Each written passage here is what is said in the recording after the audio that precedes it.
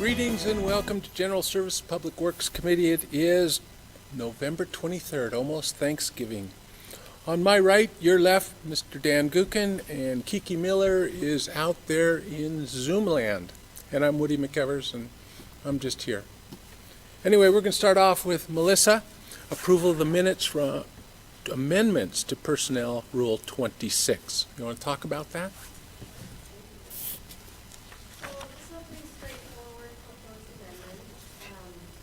Back a few years to kind of catch up where we're currently at. Prior to the way the rule currently reads, and this is a specific rule for department heads alone, prior to 2015, if there was, and speaking to the termination part of being a department head, if there was a termination recommended, that department head would have the option to go to council to provide whatever facts or information that they would want to provide before council voted on that final determination. So in 2015, we amended that rule to change that appeal process from the city council to the mayor, and that's how it sits currently.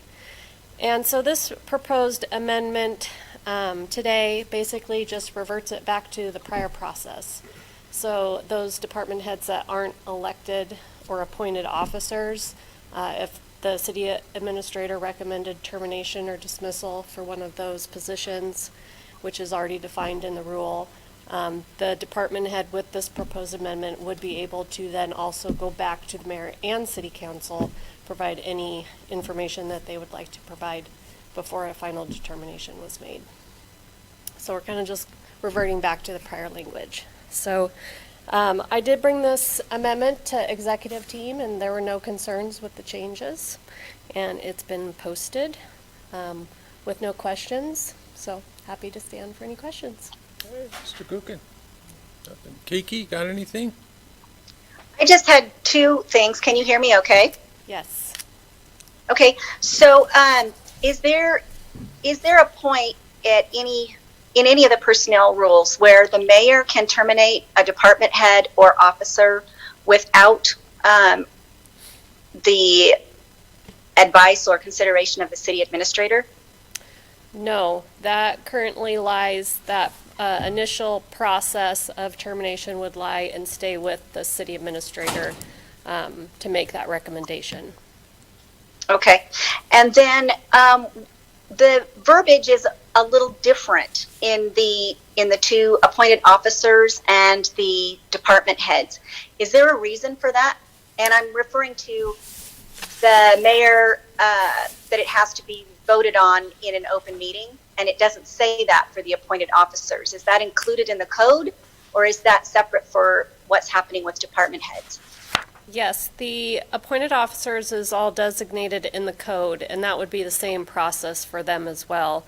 We just felt that we better clarify that in just the department head section, so it's clear how that process would work for that group as well.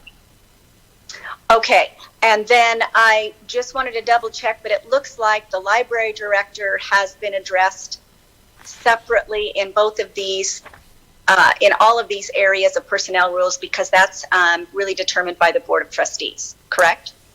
That is correct. And that was in 2015 when this rule was amended. That was one of the main goals, was to differentiate the groups between how the hiring, supervising, and termination process would how that would occur with the appointed officers, the rest of the department heads, and then Idaho Code speaks directly to the library director as well. So that was part of the amendment. And so now that they're all defined in this rule, we just felt that it's still important to clarify how council could vote on that and how that pertains to the open meeting law, to the department head specifically. Okay, so it's been reviewed and there's no conflict with code and any of these department heads and positions and officers then, correct? Correct, no conflict. Okay, all right. That's all I had. Good.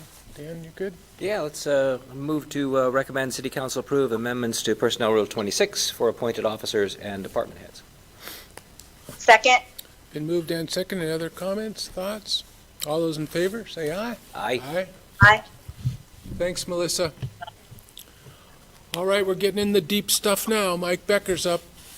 Deep stuff. This is approval of the wastewater policy amendments. This is like a book. But I love the detail, you know? You have pictures? No pictures today. This is pretty straightforward. Use your too. imagination. Oh, I was.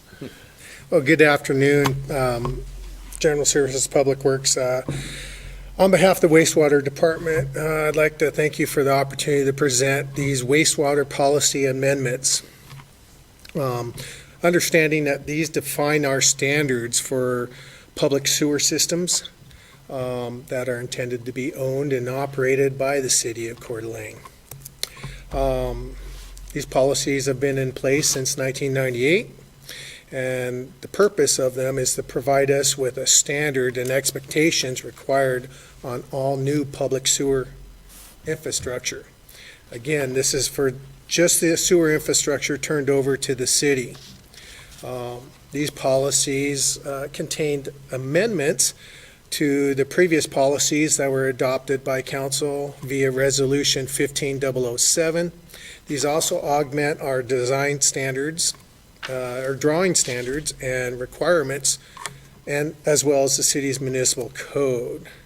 The reason why these are being amended is they reflect the innovations in wastewater technology, as well as what is standards of care in the wastewater industry and construction practices. These policies should provide clarity to the public, and they're consistent with other policies that we've had. And these are created basically to provide us with some kind of uniformed infrastructure. These do not provide any kind of long-term financial impact directly to the city of Coeur d'Alene. They are intended to provide assistance for designers, such as engineers and architects, as well as the contractors and development community. Excuse me. These policies have been reviewed by legal. They have been discussed extensively with the wastewater staff, and they reflect the changes that we've experienced since 2015 with the previous policies. So with that, the decision point that's presented before council tonight, this afternoon, would be we should adopt these amendments via resolution, defining our new standards into our wastewater system improvements that are intended to be owned and operated and maintained by the city of Coeur d'Alene and the wastewater department. That basically concludes my report. If you have any questions, I will take them now. Mr. Coogan? Thank you, Mr. McEvers. Have you run these by NIBCA, or do you need to? No? The changes that are presented are not that significant and out of the norm. We've been implementing them for the past year and a half. No, we have not run these past NIBCA. Okay, some specific questions on some of the specific policies. Sure. Do you have something in your manhole location and accessibility policy where you always line them up directly with where the tire is on the car? It is so convenient that the contractors rotate them just right to where Yeah.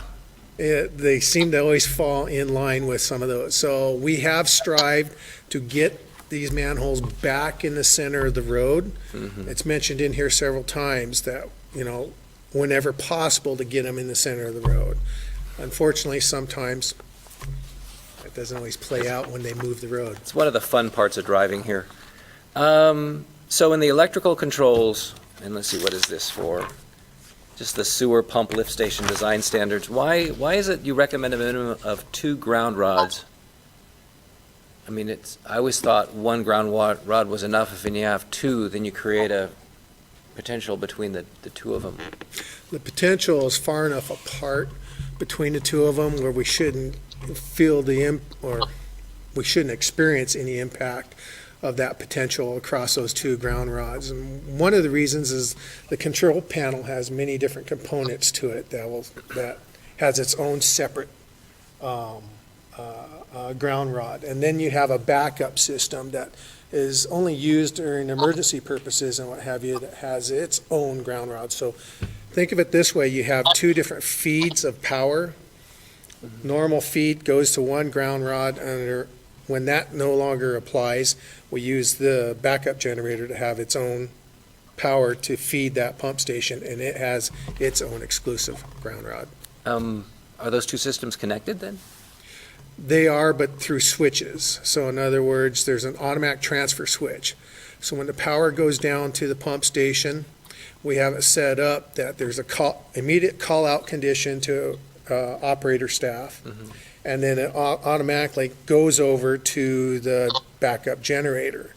Now, we do have some pump stations out there that don't have the backup generator on site. In those cases, it goes to the call-out condition. The operator responds by grabbing one of our portable generators and drawing it out to that particular pump station. The reason this thing stuck out at me is because one of our water towers was struck by lightning recently, and it fried their system. And so, proper grounding is important if you want to protect your electronic components. And so it's a concern, because then we have to pay to replace it. Act of God and all that. That's a great question to be asking. Similar to our wastewater treatment plant, we have we're trying to achieve two different power sources. So if one fails, the other one is a backup, or vice versa. Okay. It's just the grounding with that can be so temperamental that if you do it improperly, ideally that it needs a straight path, but there's some people, and you get, like with the water tower, you get, your communications up there and other cell towers, things like that. And then it's all just really weird, the way they wire it, that'll cause things to fry. Why in the pump station design standards, why is it says diesel generator systems are not acceptable? What happened with diesel that makes them, so you're using gas, right? Correct. The reason why we've switched from diesel to gas is because diesel requires a double containment in case there's a spill. So that it takes up a larger footprint of our pump station, i.e. we require more real estate. It also is louder, much louder, and emits more of a pollutant exhaust versus natural gas. Natural gas is quieter, and at one time diesel was always used. Well, because we're fortunate enough to live in an area that has an abundance of natural gas being supplied to throughout the city, we've taken advantage of that. Okay. Those were all my nerdy questions. Thank you. Oh, excellent questions. Those are great. I learned a whole bunch of stuff. Thanks. Kiki, you got anything? I just have two things.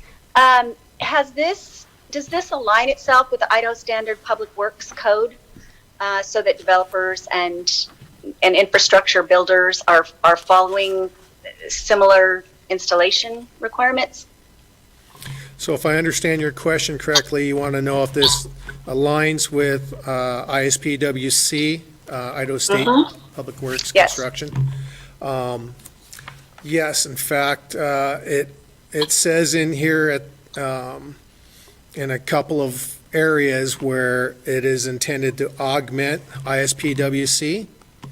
Some of these standards are actually more stringent than what ISPWC calls for. And the reason why we have elected to go with the more stringent standard is because we have experienced failure or exceedingly deteriorating costs associated with that particular item. Did that Okay. answer your question? And so then for anybody who's installing this infrastructure and following regular ISPWC, they would have an easy access to call out the augmented or additional procedures required based on this new adoption of this code. Is that correct? Yes. Okay. These policies are intended so we can hand the development community or the contractors a single packet, so they're aware of what's being expected of them. We also intend on posting these online on the city's website. So the Okay. public will have access to these. Okay. And the city engineer has gone, I guess the line of my question is just that from an outside perspective, if you have a state code and contractors are trained and used to operating by that, and then you move from municipality to municipality that has a separate set of specialities, I just want to assure that what's happening is easily accessible prior to, and it's easily attainable, and not something that's going to be a huge conflict during installation, and also that our city engineer has been involved and there's not conflict with their requirements with any of these additional augmented installation practices. So yes and yes and yes, if I understand your question correctly. Yes, the city engineer has been involved. He didn't have any comments. This is for the public sewer infrastructure that the wastewater utility, working with the city engineer, oversees. We do the inspection work, and we do the final approval for acceptance of this product. And lastly, these policies have been in place since 1998. We're simply just amending them. We've deleted several, but again, most contractors that work in the area should be familiar with this. And generally, any new contractor that comes to the area generally reaches out during early stages of the development, and we work with the planning department directly on making sure that when all these things are being first presented to the city, that we include these policies. Great. Okay, thank you. Thank you. I just have a couple manhole covers, me, I'm weird, harder than gook because my car's older, so I feel them. So it wasn't too long ago, you guys bought a tool to cut rounds. We were going to try a new approach to it, and you did a bunch on Ramsey and around town. Are you guys pretty happy with the way that's working? So the ones that the wastewater department are doing, yes, we are happy. It's funny you should mention that. It's winter. Every October, I do an inspection on it. So we had some of them that were out there for 4 years now. And as you recall, when I originally presented that, I said we were going to stain the concrete so we could gauge the wear pattern on the concrete. We also use different strengths of concrete, different depths of concrete, as well as reinforcement. And we have found no cracks, even in the ones that we put lines in it. They're called control joints. That's where the crack's supposed to occur. We found no cracks in any of our concrete ones. We do have some asphalt ones out there. The streets department, they did the overlay on it, so I had no real way of, last summer, no real way of gauging those. I've been happy with what we have because there's no damage done to the metal, the cast iron, ring, and lid as a result of snow plows or wear and tear. The concrete is absorbing that, and none of the concrete has shown cracks. So I feel that it's pretty successful. Right now, the streets department, they purchased the Mr. Manhole, and they're doing the adjustments out there themselves. So the wastewater department is no longer hiring an outside contractor for that. Kind of along those same lines, I seem to remember you changing the specs on the manhole, the thickness of the concrete and the compaction and all those things. Is that all the new standard now, or is it just for you guys? That was presented before council last year. Right. And it contained a new standard for concrete. We spec'd out a medium strength concrete. And so ordinarily, we don't encourage people to sit there and use a low strength concrete out on our streets. So we spec'd out a 4,000 or a 5,000 PSI concrete. The higher strength tends to be a little more temperamental when it comes to wanting to dry out and crack.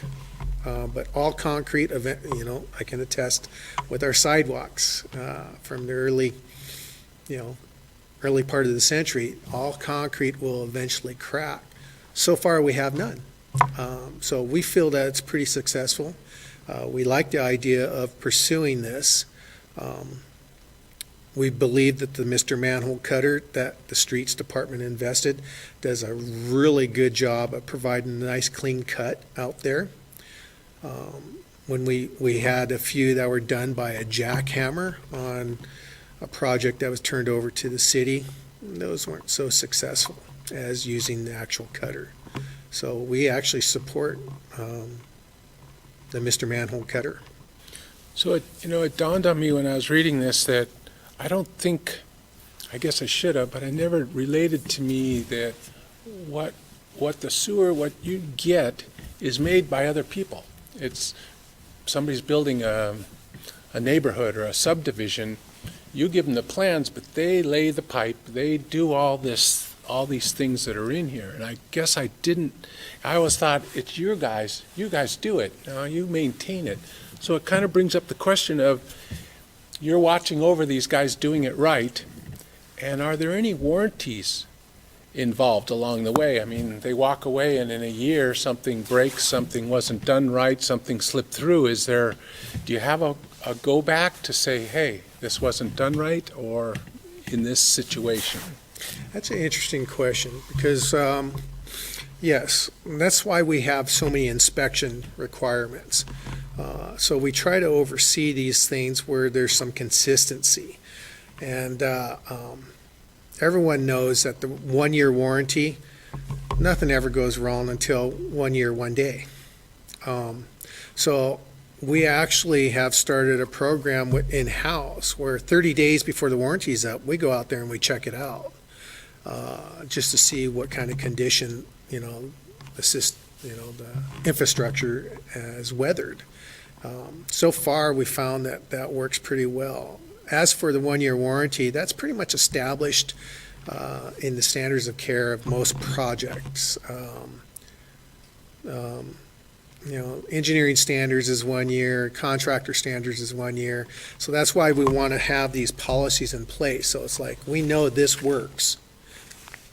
If you're going to build it, this is what we need to see if you want us to accept it. Otherwise, we'll have to revisit this.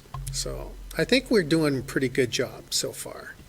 Well, and you do have new things going on right now, right? There's new building all the time, so it gets you a chance to really tweak it, doesn't it? All the time. And similar to the treatment plant upgrades, we're constantly having innovations in technology that, the Mr. Manhole Cutter, for example, only came out like 5 years ago. And we decided, hey, we're gonna set the trend on this, and so far other communities are now starting to follow what we're doing, and so it requires us to do that follow-up inspection. That's why every October I go out there and I know it looks like a government job where a government employee is out there just looking, but we're actually doing some work out there. I think it's a good product, and like I said, this city has done a pretty good job at staying up with the technologies out there. And so far, that's why we find our infrastructure lasts longer. So that kind of goes to the same question about the pump station, the technology that Dan was talking about, and you were explaining it. Is that got a lifeline on it, or is it another 1 year warranty on all this stuff? Generally, yes, it's a 1 year warranty, but what you've noticed that our pump station policies went from 1 page to 41 pages. I saw that. So I wrote pump station policies when I was in the private sector, and so I'm doing that for the city now, so we know what we're going to get. And what we end up getting is a uniform pump station. As you recall, we just got through retrofitting the Fernan pump station down there at a tune of, $250,000? Well, the reason why that took place is the pump station worked, but required different materials and different equipment. And here now we're going to have all the same materials, all the same equipment. There's still enough flexibility in here for choices for the contractor, but at least then we know how to work on it. So yes, and we expect the life of our lift stations, typically are 10 years. We've been seeing, that as we keep improving them with the technology that's available, they're lasting longer out there. So, and this isn't our dime that we're spending here, correct? It's sorry, a pardon? developer pays for all this. Is that correct? For development-related projects, yes. So the lift station standards, the 41 pages that's in here, I followed it for our lift station retrofit down there at Fernan. Right. So it's the same thing. So what's being expected of developers is the same thing that's being expected from the city's in-house projects. Gotcha. So in-house is paid for by the ratepayers, but outside projects are fronted or paid for by the developer to start with. And Yes, then it comes to us, and then we assume it. sure, Okay. yes. I think that's a better clarification. I never thought of them as separate, but it totally makes sense, you know? And you set the standard, so we get what we want. Most cities do that with the development community. It's like, I want, you want. You want us to provide sewer service, I want something that we know how to work on and how to fix, because we inherit it for the long haul. So, yes. Thank you, appreciate that. Sorry it's so much detail, but it's rare we get to poke him, This has huh? been fun for me. Kiki, any other questions? Nothing else from me. That was a good presentation. Thank you. Okay, I'll look for a motion, please. I'll make the motion to recommend the council approve the amendments to the wastewater policies, defining standards for all new wastewater system improvements that are intended to be owned, operated, and maintained by the city of Coeur d'Alene and its wastewater department. Second. And moved and seconded. All in favor, say aye. Aye. Aye. Thanks, Mike, great job. Thank you. Have a good day. Well, this is something I've been looking forward to all week. Wastewater, Mike Anderson's here with a story. Or is it history? Hoping you were going to be hungry for more. Oh, hungry, yes. I think of in your presentations. Be gentle. What was it? Is it under shared screen? Or can I just bring it up here? I guess bring it up here. Sorry, everyone. The Zoom thing's a little bit. I'm going to do this and do it an old-fashioned way. Can we see that on Zoom? Kiki, can you see that? Oop. Thank you, somebody. I cannot see it, but I'm on my phone, so I can try to follow along. Oh, yep, it's coming through now. I will do my best to color in with my my words. Great. Thank you very much for the assistance. I can see it now, Mike. Thank you. Wonderful. So yes, today is a. I'm going to remove this if that's all right with everybody. Yeah, I know. Sorry. It's just so everybody knows out there who may be seeing this. There's plenty of room around me. So I would like to take this opportunity to present to you what the wastewater department is and what we do and who does it. So the best way I could think of to start off with is our mission statement, because it drives everything that we're doing. So it is, in service of the protection of our community and our environment, we collect and treat wastewater, transforming it into a valuable resource. I think that's one of the coolest parts about all this. We constantly strive to improve the quality of water through new technologies, as Mike said, and ideas. Our focus is always to provide a valuable service as fiscally responsible stewards of the ratepayers' investment. So, of course, understanding, who this is serving and who we're trying to serve. So here's just a nice little picture of a bear rolling downhill. I thought we could start lightly to discuss gravity.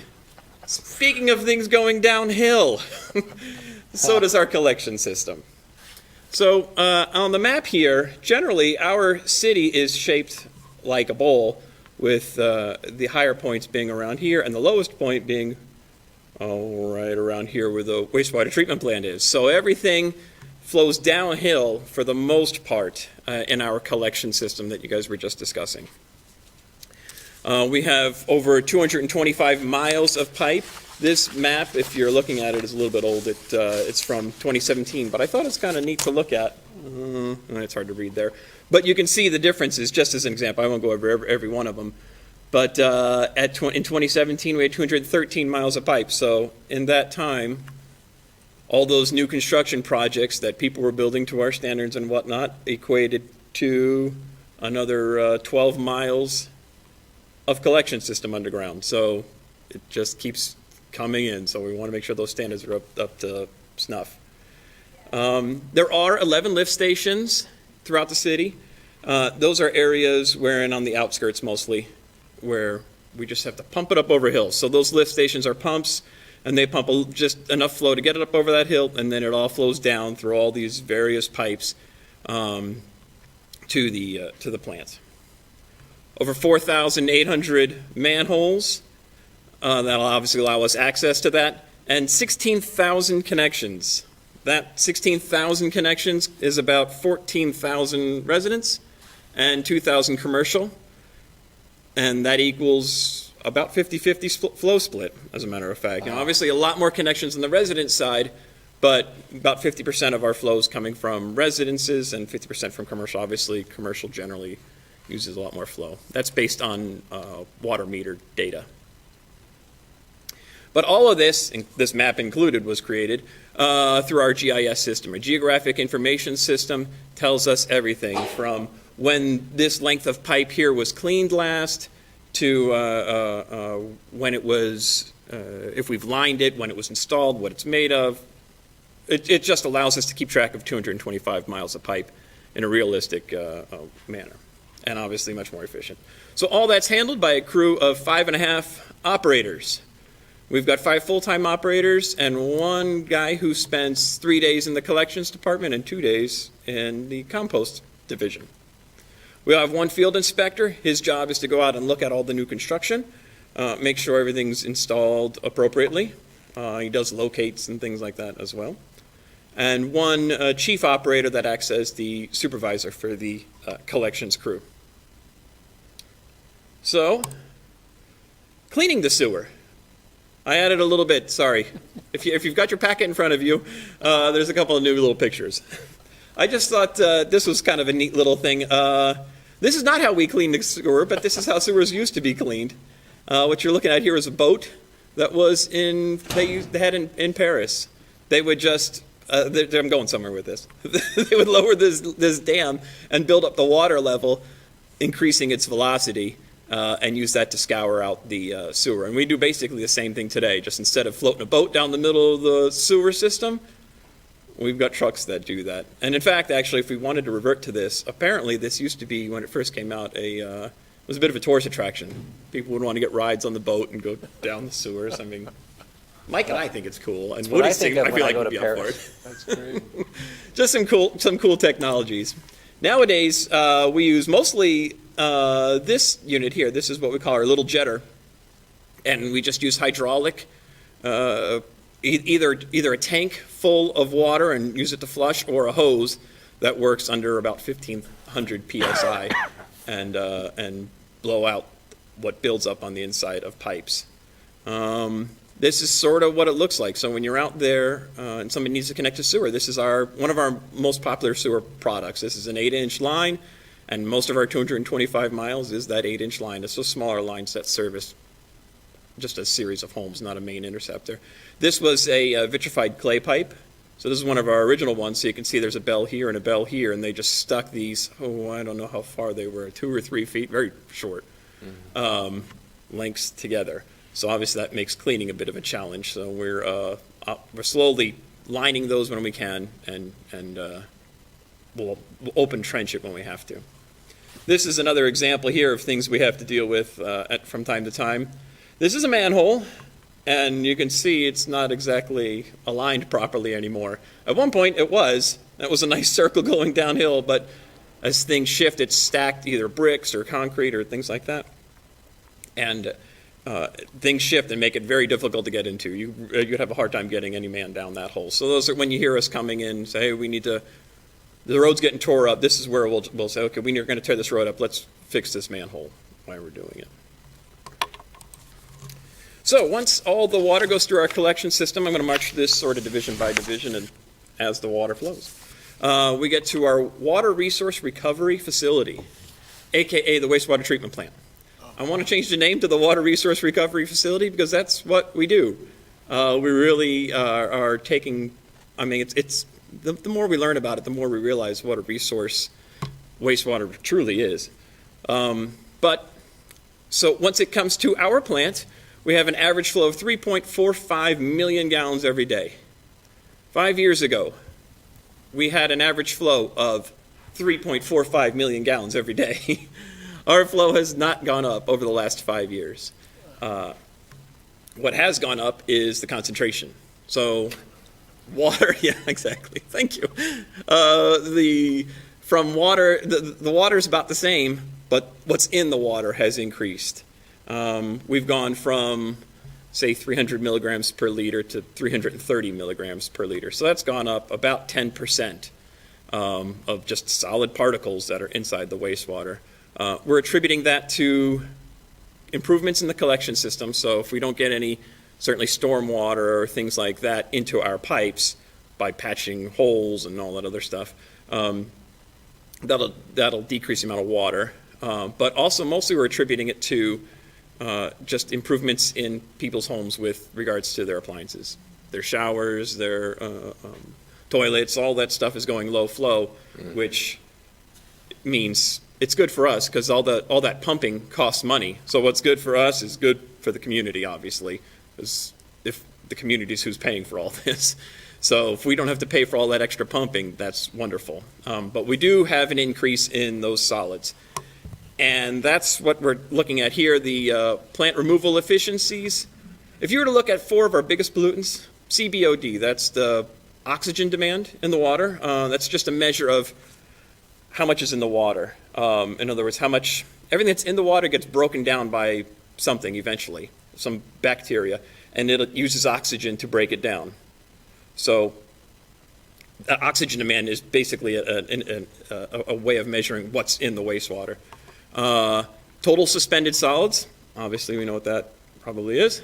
Ammonia and phosphorus. You can see we're removing 99.5, 100, almost 100, almost 99% of all of those constituents. So the wastewater treatment plant is doing a wonderful job at treating for these 4 main pollutants. And to the tune of, if you were to add that up, we're looking at north of 10,000 pounds every day of stuff that we're removing from that 3.5 million gallons of water. So I think that's so neat what we do. I have a question, Mike. Yes. When you're taking out all that, that's all chemicals or something. Does it take out all the prescriptions and drugs and all the bad things that get flushed into that? I would say that I can't attest that we do that. In fact, we remove some, I'm sure, because they bind to those solids, and we remove all of the solids. But some probably do make it past. There haven't been a lot of studies in on that, and it's certainly a concern. I would recommend, whether it's prescriptions or oils, dispose of things appropriately. Don't flush it down the toilet. Gotcha. If you're disposing of stuff, there's places to bring it. You can look up on the county website, and they'll have places where you can dispose of things appropriately. One other question before you leave the flow side. Yeah. So the 8-inch pipes is our normal, hooks up to the house, goes into the big line, right? Correct. And you said you can line those. Correct. Really? Is that relatively new? So we can, no, it's not. We can line 8-inch pipes and get and still get our cleaning equipment and inspection equipment in there. It's the 6-inch pipes that we cannot get anything in really easily. And in some of those, like for example, that vitrified clay pipe, what happens is just like the manhole, things will shift a little bit. So if you start out 8 inches and things shifted, you just made it 6 inches. In which case, no, we can't line it. So it has to be the right conditions. And then one other question before, again, No, get please, into yeah, the this is going to be a technical long thing, stuff. so please interject. On the flow, so you're saying we have to pump things over the hill to get it down there. When more water was carrying everything, did it take longer to get to the plant? Do you know, like up on the north end of town, is it a 2-day ride to get to the sewer treatment plant, or is it different because there's more solids? So at that percentage, no, I wouldn't think that the solids are really interfering with the flow velocities. That's the whole purpose of the collection system, is to keep velocities up. Right. You want to keep it up at north of 1 foot per second. That way things don't settle out. 7? What's 7? 7 hours. Was that it? 7? I was going to go with 10. 7 hours, so saith the collection expert. But yeah, so everything is sloped at a certain to keep it from settling out in the pipes. But even with less water, because of low flow, it's still turning the same time. We're still when I say less water and it's getting thicker, I'm talking it's still 99.97% water. Yeah, Okay, got we're it. not. It's not like it's mud going down there. It's still 0.003% solids. It's pretty Thank you. wet. And Still. people need to know that pipe isn't full. Yeah. Correct. I mean, you strive for what, 20% or, something level of water in these things, or chunky stuff. And you want to keep that low, so these pipes they're not pressurized and they're not completely full, And they're about half full. half full. We don't want, if we go north of half full, if it gets more than that, then we start looking at, okay, where are we going to reroute this, increase the size? We have to do something because it's getting too full. It doesn't flow appropriately. So generally somewhere below, like you said, about 20% full to 50% full. Okay. Fascinating. As well, there's a difference. Everything needs to flow at a certain prescribed flow, and you can imagine it's flowing less at 3 a.m. than it is at 11 or Thanksgiving at 3 p.m. Let's say, Right. when and those pipes need to accommodate all of that. So back to our treatment plant, we have 3 stages of treatment. Primary clarifiers, these 3 guys right here. This one is primary clarifier number 1. It's been here since 1939. It's original to the plant. Was our first methods of treatment. Our secondary clarifiers and trickling filters are the next stage. They've been around since 1939 as well. We've had, now that we're using plastic, we're not using rock. We've got 3 secondary clarifiers instead of 1, but it's the same idea. And tertiary membranes, those 0.04 micron membranes, are certainly not original to the plant. Those were our newest addition that we've only put online fully in the last several years, and are really what is removing the ammonia and phosphorus. We were doing just fine on the TSS and all that stuff for many, many years. Since 1939, we've been doing a really good job until we just outgrew it.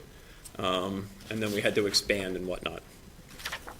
All of this is staffed by 6 operators, 2 mechanics, 1 electrician / an automation engineer, he's a programmer for us, and a chief operator who again acts as the supervisor. So, you're looking inside that pretty building. This is inside primary clarifier number 1. I thought I'd color this in a little bit just to show you kind of what we're doing. And this is super simple. That when it has to go more than 1 foot per second in the collection system, here's where we want to slow it down. We just slow it down because if it's slowed down in the collection system, all that stuff would settle out. Well, that's what we're doing. Slowing it down so all the stuff settles out. And we go from 300 milligrams per liter to 100 milligrams per liter. This removes 2/3 of the pollutant just by slowing the flow down. It's very, very simple, which is obviously why we're still using it. From there, though, we have to revert to bugs. We use this is honestly, I think, the coolest part of the treatment, and it's where we have bacteria eat that last 100 milligrams per liter. It's not going to settle on its own. The bacteria will eat it.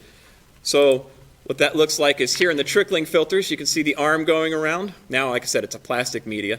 That's what comes off the primary clarifier. Trickles down, plays the Plinko game. Living on all this plastic media is the bugs. The bugs will eat, they get too fat and heavy, and they fall off to the bottom, and a new one grows, and things move on. Look forward to that on Thanksgiving. Yeah.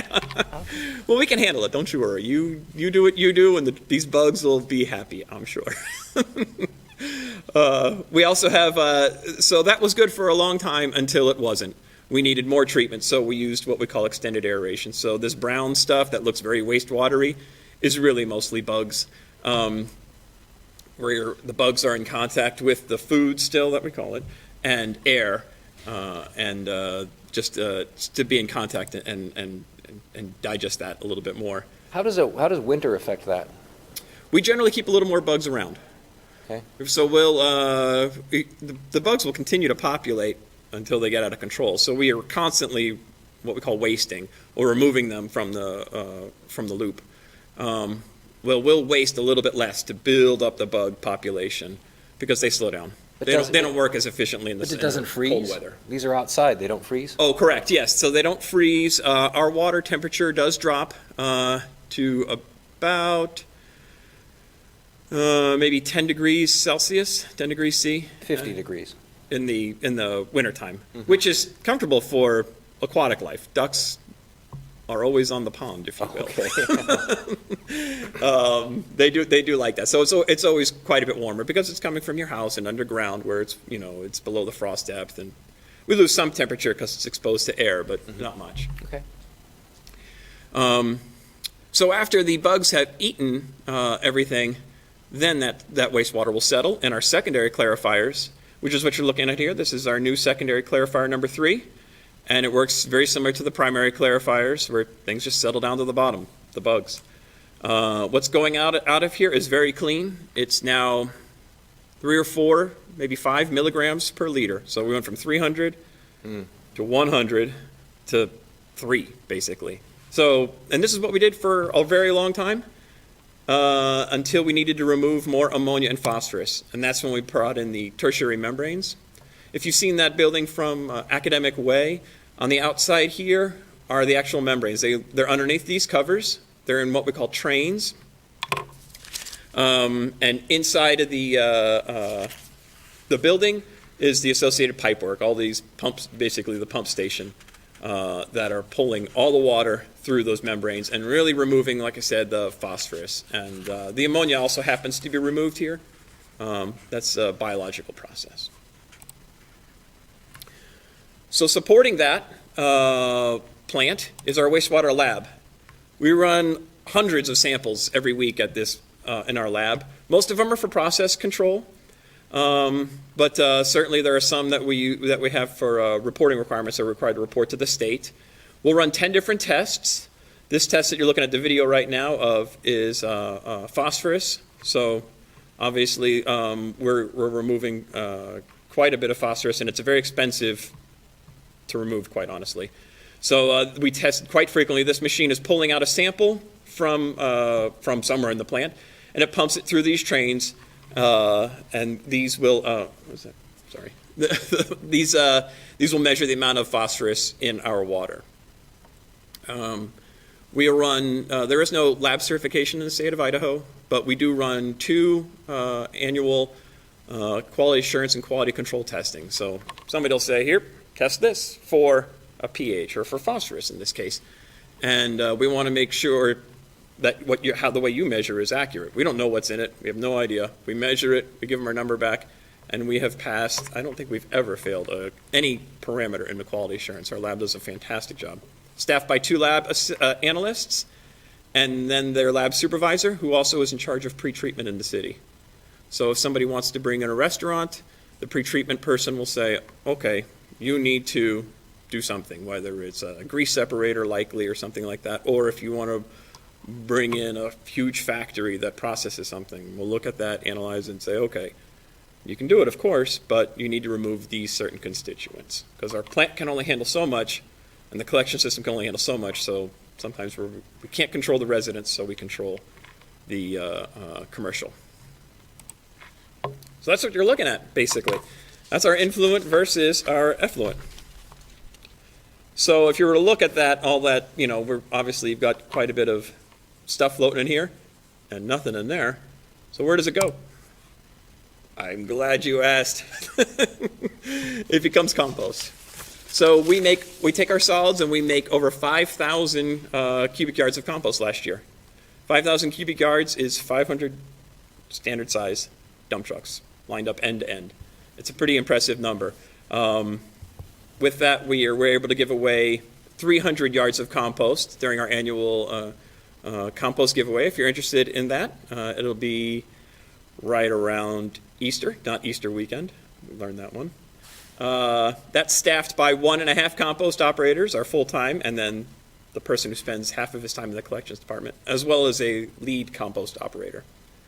One of the things I really like about compost is it sort of closes the loop. You've got that carbon cycle And the compost really just takes, it really embodies the turning that waste into a resource. And I think it's so neat. So we use it quite a bit. Yeah, I apologize. I couldn't find one without my sexy legs. I'm sorry about that. But it's such a cool thing. So this was us at the 2019 County Fair. We were able to get a free booth in there for the low price of a bucket load of compost. They said, sure, come on in. So we like to show off. I'm standing in front of a planter, but we took a compost and we just stuck some seeds in there and put it in our sprinkler system. And same with the other earth that we had, it was just dirt from around our plant. And it worked out great. The stuff grew wonderfully. So it was neat to just explain to people what it is we're doing. And of course, here's our compost giveaway that we're now doing. I think we're going to be doing our 4th year next year. This year was delayed for obvious reasons, but when we had a lull and we were kind of getting an idea of what was going on, we were able to keep people separate with these bays and still give away over 300 yards, as I said. So the last, but certainly not least, division is our admin division. So administrative staff consists of the administrative assistant, a utility project manager, and a capital program manager. They're our project people. If you're doing a project, the utility project manager is the person who's in charge of all the projects outside the fence line, the collection system. And the capital program manager is in charge of all the projects that are going on inside the plant. And then, of course, there's the assistant superintendent and myself, the superintendent. So, at the big table here is where we discuss all of our projects. This is our conference room, if you haven't been up there. One day when we can fit in the smaller rooms, come on up. But our projects that we're working on, we've got our new collections building. We've got honestly, a relatively new collections building sitting at the plant, if you're not familiar with this. We're going to retrofit that to the ops building. So the new collections building is going to be on the compost grounds, which is also where the water department is at. That's central in the city, which gives them the benefit of being able to hit these places in a much more efficient manner. It allows us to build that building up there for a relatively cheap price as compared to at the plant. So their building where they're currently at the plant, which is basically a big garage, we're going to turn into the operations center, which is what was really needed. That was the driver behind all this. That operations center was 1971 when it was originally built, and just kept, as the city grew, so did that. It housed originally everybody, and then only collections and operations, and then just operations, and now it's fairly dilapidated. So we're going to refit the old collections building and make it the new operations control center. And if you're familiar with it, that also lies right in the heart of the plant. So that's going to free up some valuable real estate for the next process that we're going to need to keep treating stuff. Also, we're getting in a new centrifuge, so we have a belt press currently. And the belt press puts out about 16% solids. The centrifuge we're going to replace it with puts out 25% solids, so that's an increase in dryness of 50%. So that basically makes a lot less volume of material that we're then going to have to compost. Also, we have a facility plan update. These are things that I think you'd be interested in. Particularly, the facility plan is it's ready pretty much. We're just going through it and making sure that there's no typos and that sort of thing. But the meat of it is there, and we're going to present it to you and get your input on where we're going, basically. The collection system master plan. Obviously, that's for the collection system, and we're just getting underway with that. We were really kind of waiting for Envision Coeur d'Alene to kind of see where the city's going to be growing and see what they saw happening, and that way we can make plans appropriately. And lastly, I thought this was really cool. This was us in 1981 when we had quite a problem here in the city. This was our building moratorium. We weren't allowed any more buildings because we couldn't put any more connections into the wastewater system, and that was because we had outgrown what we had. So we took what we had and we added clarifiers. We increased the capacity in the trickling filter. The basic thing we'd always been doing, we just increased it. And now, of course, we've added membranes, but this is the exact same spot, and I just love to see the people enjoying it and out on the water, and it's just neat to see, yeah, we're growing, the city is really, has a lot of challenges, and we meet here and discuss it, and it seems like such a burden for all of us, and a challenge, I guess I should say, moreover, but it's neat to see how far we've come, and gives me hope for our future.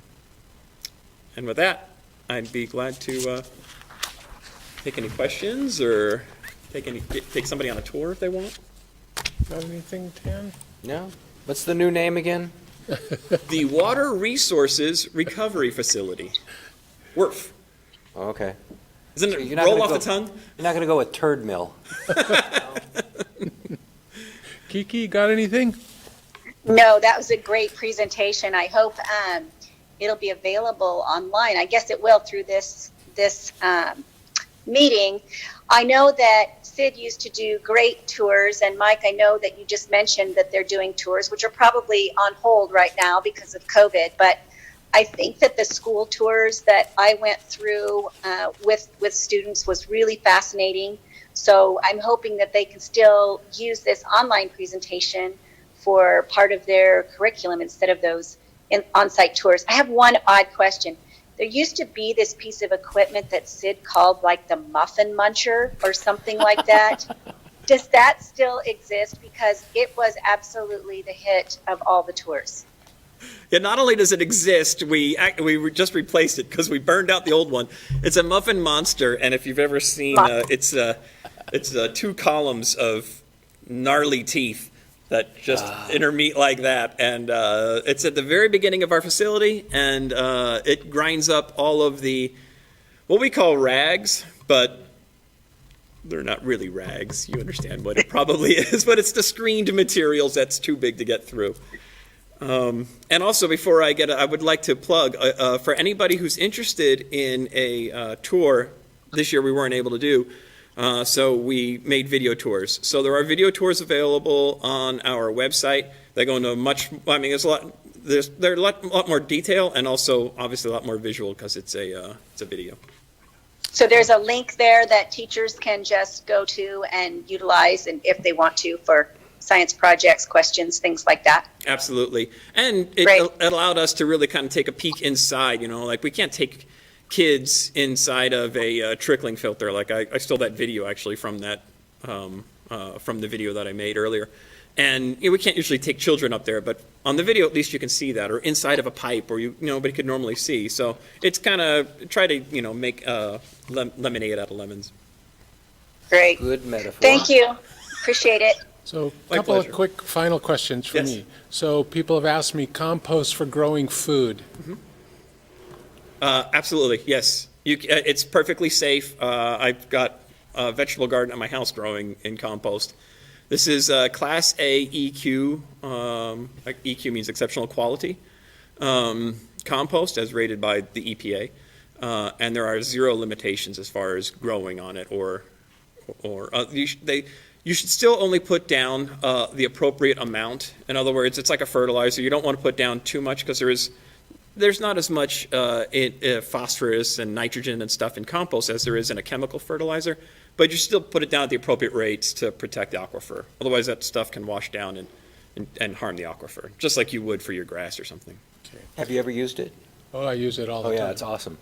So my last question. So thinking back to 81 to 2001 with no more building, and I remember us growing, and I think it was painful. Seems like we had to borrow money and go through that process for those 20 years. Now come forward 20 years, and we've gone through some upgrades.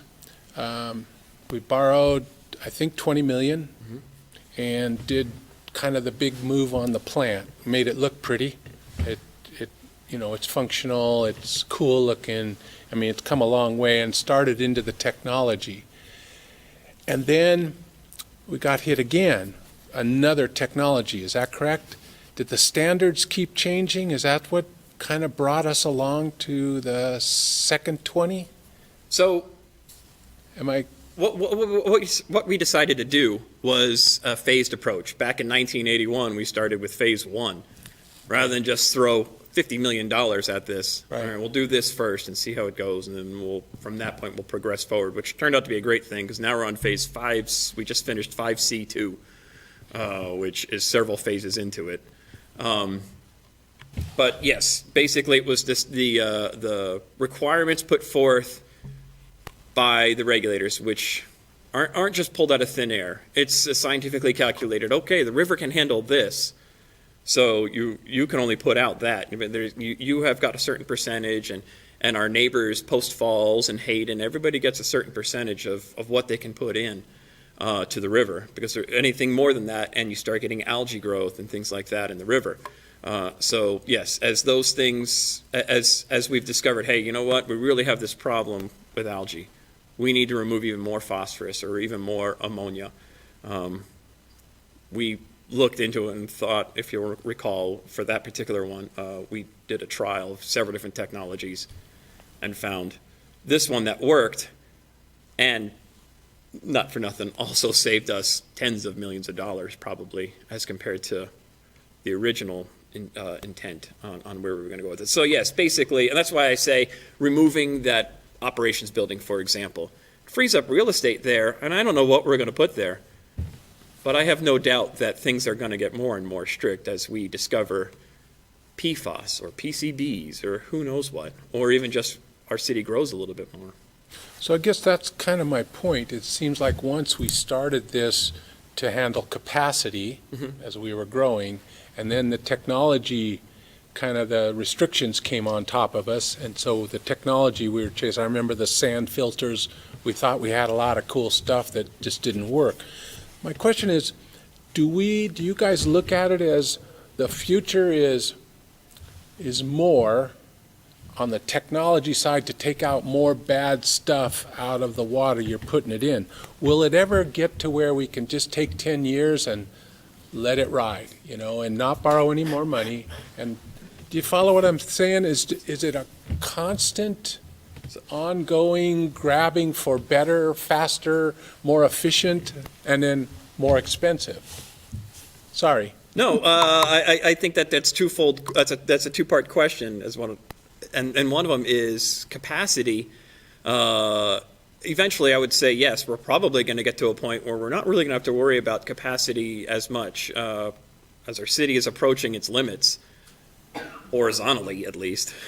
We may go up. I don't know if we're going to grow vertically, but we're approaching our horizontal limits, which is really going to mean, okay, we've got as much flow as we're going to get in. The other part of the question was, okay, do we have to remove even more from the wastewater? Currently, we are at the limits of technology. There is nothing more we can do. So I couldn't even foresee we're going to do this next thing. But I bet it'll happen. So in other words, before the end of my career, likely we're going to have something. I don't know what it is yet because it hasn't been invented, but something's going to come along. As far, like you said, for 10 years, I don't want to put a number on it because my words have weight, but my guess is that, yeah, there's not much more we could do as far as a major change in treatment. We may have to increase our size. Hey, we need to remove a little more ammonia. We're getting in more ammonia. We can't remove it all in the size of what we have. We may need to increase that slightly, but not a new technology. Okay, I appreciate it. Those are things that have been eating at me, going flow and technology. It's things like, it'd be nice, it's just to appreciate what we have and what we've accomplished and go from there, Anything else, Dan? No, thank you. You're good? Oh, good. Thanks again. Thanks you all. You guys, great information, and it's online, right? Videos. With that, I look for a motion to Oh, motion to adjourn. second. All those in favor? Aye. Aye. Thank you, Kiki. We're adjourned. Thanks, everyone. Oh, I owe him a minute.